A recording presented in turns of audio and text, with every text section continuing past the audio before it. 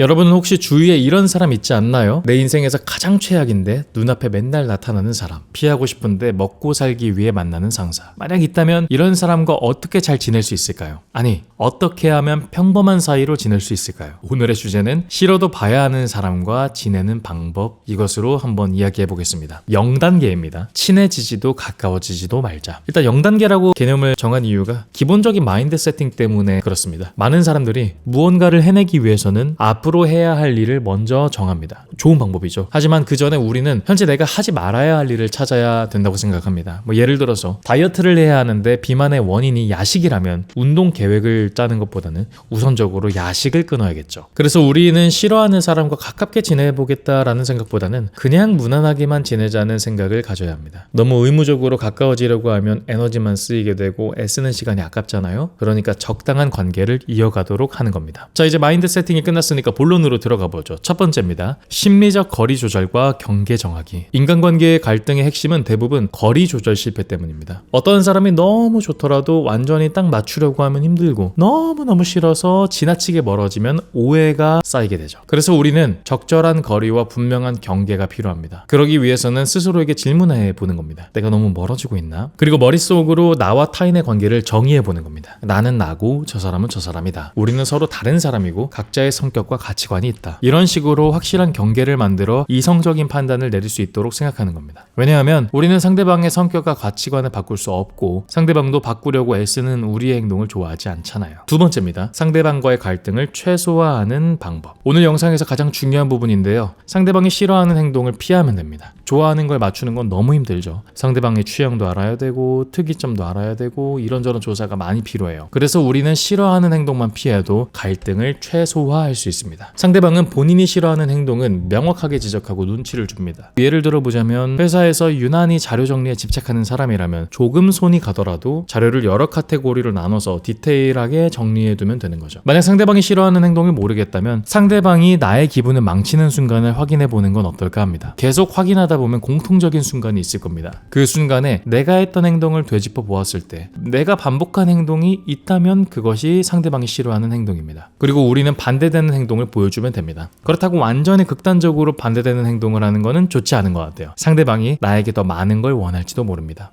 내가 원하는 대로 척척 잘해주시네, 더 부탁해야지, 이런 식의 생각으로 우리를 더 힘들게 만드는 단순한 사람들이 꽤나 많으시거든요. 그냥 적당히 예의를 지키는 정도면 됩니다. 경계가 무너지면 상대가 더 들어올 수 있잖아요. 그래서 이 정도면 내가 할 도리를 다 했다, 이런 생각이 들면 된다고 봅니다. 세 번째, 인생에서 나에게 정말 중요한 선택지를 찾자. 회사는 우리의 전부가 아니죠. 회사는 계약 기간 동안에 서로를 이용하는 관계, 그런 게 일단 전제적이죠. 이 계약 기간은 언젠가는 끝이 나고요. 서로 볼 일이 없어지게 됩니다. 그러니까 너무 위축되지 말고 이것만큼은 정말 아니다 싶은 상황이 생긴다면 새로운 선택지를 찾는 것도 좋지 않을까요? 단 몇 가지 조건이 있는데요. 내가 잘못한 부분은 무엇인가? 정말 이유가 있어서 발생한 일인가? 근거 없이 싫어하고 있는가? 이 세 가지의 조건이 성립한다면 여러분의 문제가 아닌 구조의 문제입니다. 아마 모두 성립하는 곳이 꽤나 많을 겁니다. 감정적인 사람이 정말 많잖아요. 그렇다면 이제 우리의 선택지는 두 가지가 됩니다. 내 생각을 또렷하게 말해서 바꿀 수 있는 상황이라면 직접 타당하게 의견을 어필하여 고치거나, 바꿀 수 없는 말도 안 되는 상황이라면 조금 힘들더라도 미래를 위해 떠나거나, 둘 중 하나가 아닐까 싶습니다. 여기서 선택은 여러분의 몫입니다. 다만 사람마다 현재의 상황이 다를 테니까요. 내가 잘못한 부분은 무엇인가? 정말 이유가 있어서 발생한 일인가? 근거 없이 싫어하고 있는가? 이 부분을 꼼꼼하게 생각하면 좋을 것 같아요. 그리고 모든 조건이 들어맞는다면 천천히 상황에 맞춰 준비를 끝낸 후에 정말 마지막으로 한 번쯤은 내 의견을 어필하세요. 그럼에도 불구하고 해결이 안 된다? 그땐 그곳을 떠나는 것이 맞습니다. 만약 내 잘못이 있거나 아직 괜찮다면 조금 더 생각하며 시간을 보내면 됩니다. 자, 마지막입니다. 반면교사로 삼는다. 사람은 좋은 사람에게서 성장하기도 하지만 나를 힘들게 하는 사람에게선 더 많이 배웁니다. 인정하기 어렵지만 싫은 사람에게 크게 두 가지를 배울 수 있는데요. 첫 번째, 절대 하지 말아야 할 행동을 매우 정확하게 보여준다. 두 번째, 너무 싫지만 그럼에도 배울 점 하나를 정확하게 보여준다. 그래서 우리는 어차피 같이 있어야 한다면 하나라도 더 배우기 위해서 이렇게 태도를 설정하면 좋을 것 같습니다. 싫은 부분은 반면교사로 삼기. 그 안에서 딱 한 가지는 배울 점을 찾기. 뭐 예를 들어서 무례한 모습을 보게 된다면